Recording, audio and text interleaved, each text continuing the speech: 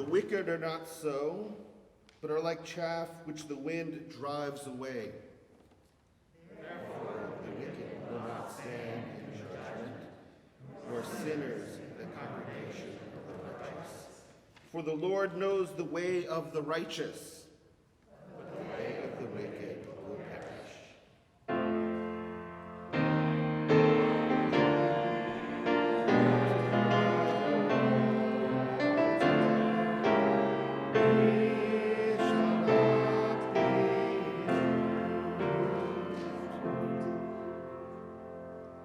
And then Jesus came down with them and stood on a level place, with a great crowd of the disciples and a great multitude of people from all of Judea, Jerusalem, the coast of Tyre and Sidon. They had come to hear him and to be healed of their diseases. And those who were troubled with unclean spirits were cleaned. And all in the crowd were trying to touch Jesus, for power came from him and healed all of them. And then Jesus looked up at the disciples and said, "Blessed are you who are poor, for yours is the dominion of God. Blessed are you who are hungry now, for you will be filled. And blessed are you who weep now, for you will laugh. And blessed are you when people hate you, when they exclude you, when they revile you and defame you on account of the human one. Rejoice in that day. Leap for joy, for surely your reward is great in heaven. For that is what the ancestors did to our prophets. But woe to you who are rich, for you have received your consolation. And woe to you who are now full, for you will be hungry. And woe to you who are laughing now, for you will mourn and weep. And woe to you when all speak well of you, for that is what their ancestors did to the false prophets." The word of God for the people of God. Thanks be to God.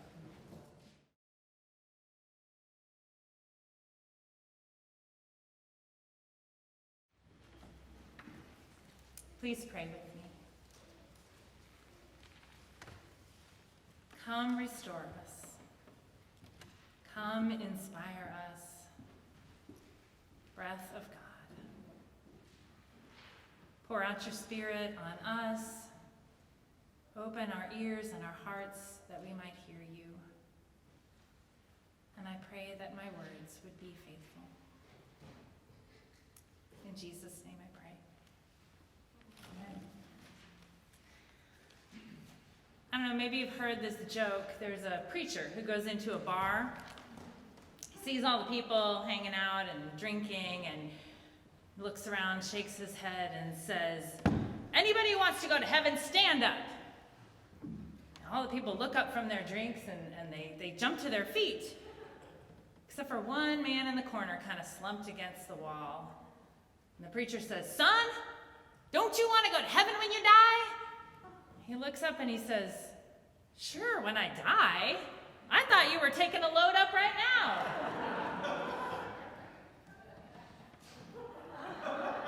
Right. I wonder how many other preachers had passed through Galilee with that kind of message before Jesus came along. Maybe they were the kind of preachers that I'm sure we've all heard at one time or another, talking about life after death, about how important it is to believe in Jesus, because they don't have very much to say about people's circumstances here on earth. They're focused on what's going to come in the life to come. Something better, a pie in the sky when you die by and by. We all know those religious types, right? So focused on heaven that they don't realize how people are living in hell right here on earth. But when Jesus comes along, he's got a different kind of message, a different kind of kingdom, a heavenly kingdom that is here on earth. that is relevant to people's lives, that speaks into people's suffering, that offers justice and hope and redemption here and now. The kingdom of God is here with us, Jesus says. And people start to take notice of this different kind of message. This version of the Beatitudes that Jesus offers us in the Gospel of Luke is a little bit different from the one that I think we're most used to, which comes from Matthew's Gospel, the Sermon on the Mount. In Matthew's Gospel, Jesus climbs up a mountain and looks down upon the crowd and starts teaching. But in Luke's Gospel, the setting is a little bit different. Jesus has already been up on the mountain, and he's been praying there, and he comes down and he sees his disciples with this great crowd of people. People have come from Jerusalem and from all over Judea and from the coast of Tyre and Sidon, and they are sick and suffering. They are poor and hungry. Some of them are possessed by unclean spirits. They've been ostracized from their families and their communities, and they are hurting. They crowd in around him, and he can feel their need so clearly. He feels the power going out of him. And it's in the midst of this great crowd of people that Jesus looks up and catches the eyes of his disciples, and he starts to speak to them, the whole crowd listening, telling them, "Blessed are the poor. Blessed are the hungry, and those who grieve, and those who are persecuted." This version of the Beatitudes that we find in Luke's Gospel is sometimes known as the Sermon on the Plain, or the Sermon on the Level Place. Jesus is not up above the people speaking down to them. He comes down among the crowd of people in their suffering and their illness, and he ministers to them. He brings them a word of hope that even now in this moment, God is with you. You are blessed. And they weren't used to religious leaders coming down and getting low, coming to their level. It would have been so contrary to the way that the whole society and the religious structure had been set up for someone of God to come down to them. You see, in that culture, in that time, the temple was the center of religious life. So to meet God, you had to go up to the city of Jerusalem and go up to the temple, and you had to take your offering. If you were poor, there was a small offering you could make. If you had more means, there were bigger offerings. It was centered on the temple, this whole religious life. It was measured in terms of attendance and contributions and obedience to all the rules and the precepts and the traditions that had been handed down by generations of priests. As the Baptist preacher Clarence Jordan once wrote, worship was considered an uncomfortable but necessary thing if you wanted to get along with respectable people. And so the expectation of the whole setup of the culture and the religious system was that the best people, the most powerful people, the righteous people were up here, and everyone else was down here. And you couldn't really change your status in this system. You were either up here or down here. You could kind of come up and make your offering and get a little bit of God in your life and then go back down. Maybe on high holy days, you'd be permitted in near the Holy of Holies. Jesus turns this whole system on its head. In his view, God is everywhere already. It's what we read in the Psalms. It was there in the Hebrew tradition. It had just been somehow corrupted by the political power system of the day. Oh, can we feel that? God knew that the people who were blessed were the ones who were deeply rooted by the water. The people whose lives were most connected to the everyday cycles of life and death and birth. God was at work in the lives of ordinary, everyday people, not limited to a building built up on a hill. God was at work in people's lives. And these categories of blessed and woe, they weren't fixed in anybody's imagination. In this vision of the kingdom that Jesus was trying to teach, the blessing was right there with the suffering. And those who were rich and filled, they were being offered an opportunity to come and receive a blessing by getting low. Come out of your high and isolated places and see where God is at work in the world. And so Jesus goes, and he does, it's not just his words, but his actions too, to minister among the poorest of the poor. To show everyone that this is where God can be found.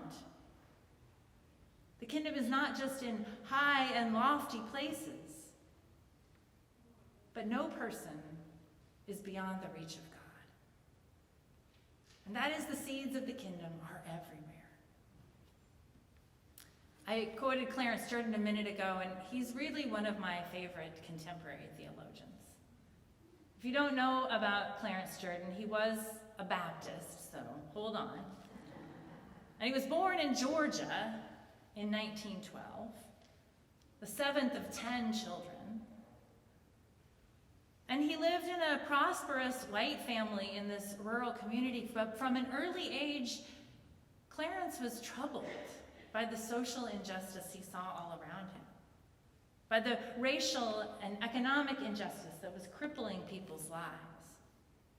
Initially, he went to college to study agriculture because he wanted to help the sharecroppers with new scientific innovation to help them prosper as farmers. But the more he learned, the more he became convinced that the roots of poverty were spiritual as well as economic. And so he went to seminary and he got a PhD in New Testament Greek and was ordained in the Southern Baptist Church.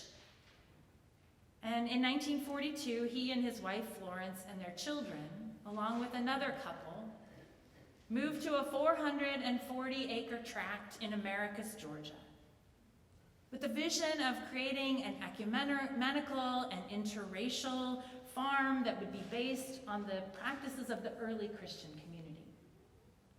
They called it koinonia. At koinonia, the members of the community would bind themselves to the values of equality for all people, a rejection of violence, ecological stewardship, and the common ownership of possessions.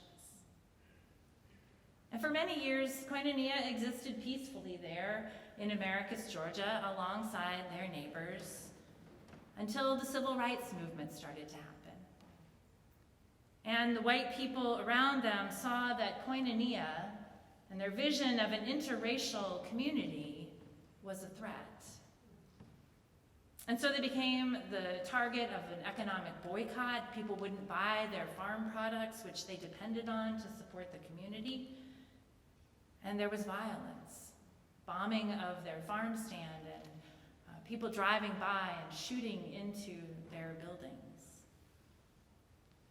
Clarence Jordan knew about poverty, and he knew about hunger, he knew about persecution and grief and mourning because he had chosen this life of faith and discipleship. He knew that Christ called him to be among the poor, that was where he would find his blessing. And he wrote a little book on the Beatitudes where he describes the Beatitudes as a spiritual staircase. Now, unlike our COVID staircase here, where you go up one side and down the other, this spiritual staircase that Jordan imagined was one that we go up and down all the time as we move forward and backward in our walk with Christ. And he would talk about the kingdom of heaven and the poor who were blessed in this way. They were blessed because they were the ones who knew that they needed a new reality. They needed to make themselves poor and reject the ways of this world, because this world was not fulfilling. The ones who are mourning are blessed, because he translates mourning as deep concern. They are troubled by the ways of this world. They know how bad things really are, and they want to do something about it. And so they are strengthened and moved to action. Blessed are you when you have deep concern for the world. He says the meek are blessed because they are willing to submit their own will to the will of God. So much so that God can work in and through them to bring about the kingdom. And he compares the Beatitudes to a process of learning. Blessed are those who admit they are ignorant, for theirs is learning. Blessed are those who are concerned enough to enroll in school, for they shall be taught. Blessed are those who submit to the teacher, for they shall inherit the teacher's wisdom. This vision of a staircase that we can climb step by step, whether we need to go up or down, to come from our lofty place to meet God there, or to be lifted up until we are all on the level plane. This is Jesus' vision. This is the vision of the kingdom, and these Beatitudes are just the first step of kingdom life.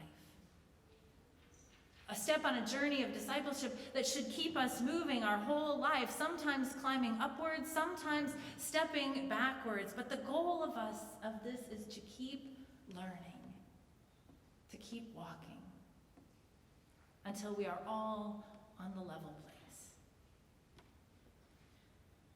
Now, this Epiphany season, we've been talking about the early founders of our church. The people of faith who are memorialized in these stained glass windows. The lives that they lived, the time in which they lived, the church that they helped to found. And we've remembered the humble origins of our community as we began in the back of a barrel shop with a bunch of immigrants and men and women enslaved and free, some people of means, but most poor laborers, not many educated in that early group.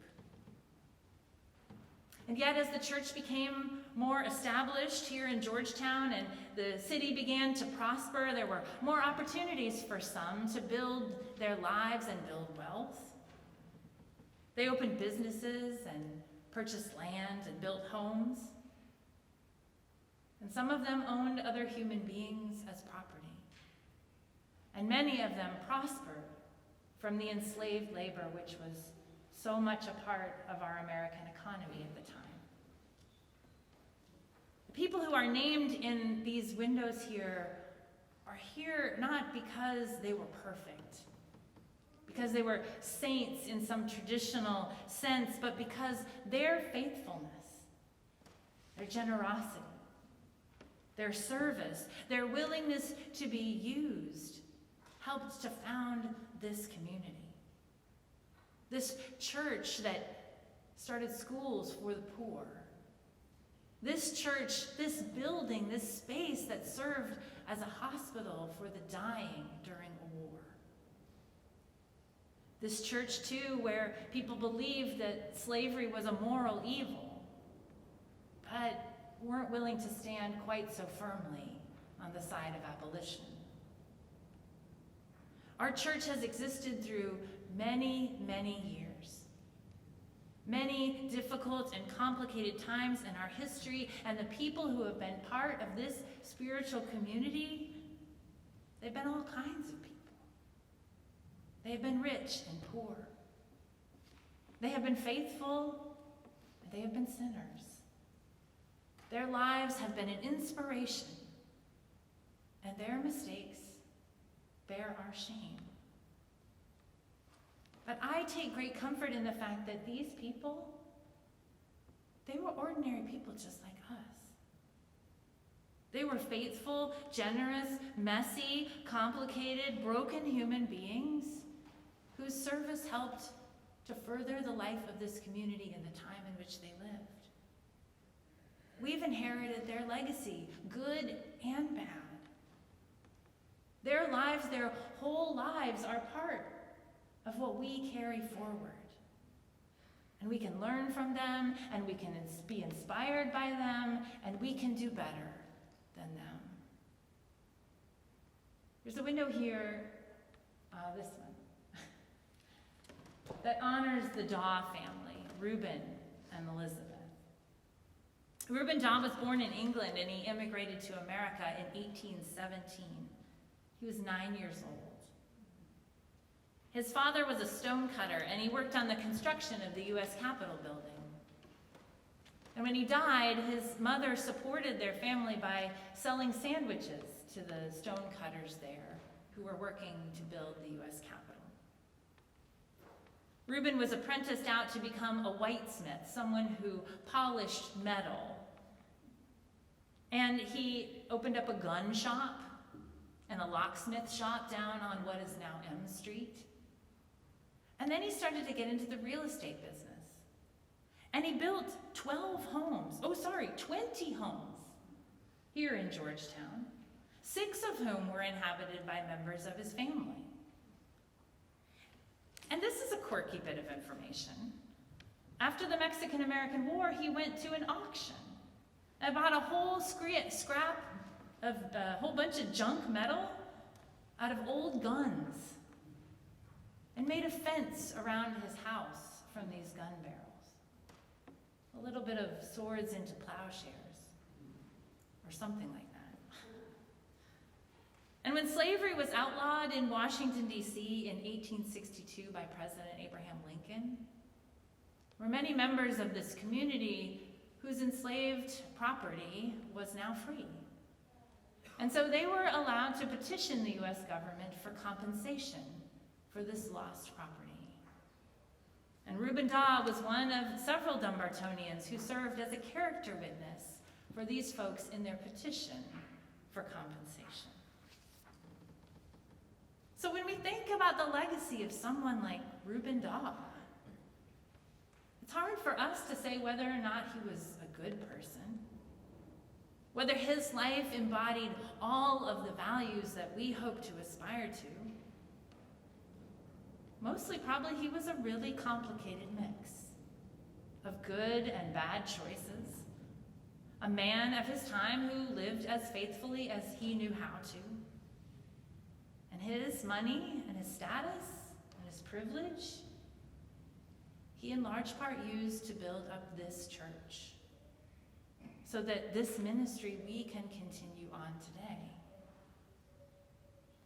And the image that is at the top of this window is an image of scales, representing justice, right? Justice and righteousness, an image that is used throughout the Bible to talk about how God will measure our lives. How God judges human morality and human behavior in the balance with God's commandments to love our neighbor, to do justice and love kindness and walk humbly with God. And it's easy for us in this time, with our modern perspective and our values, to look back on these people and to judge their lives. But thankfully, it is God who holds the scales of judgment, and not us. And when God looks at our whole lives in the balance, God knows that we are a whole mix of sin and striving, of beauty and brokenness. God comes from the high place in the form of Jesus into our lives to meet us right where we are, to come with him and to keep growing in our faith.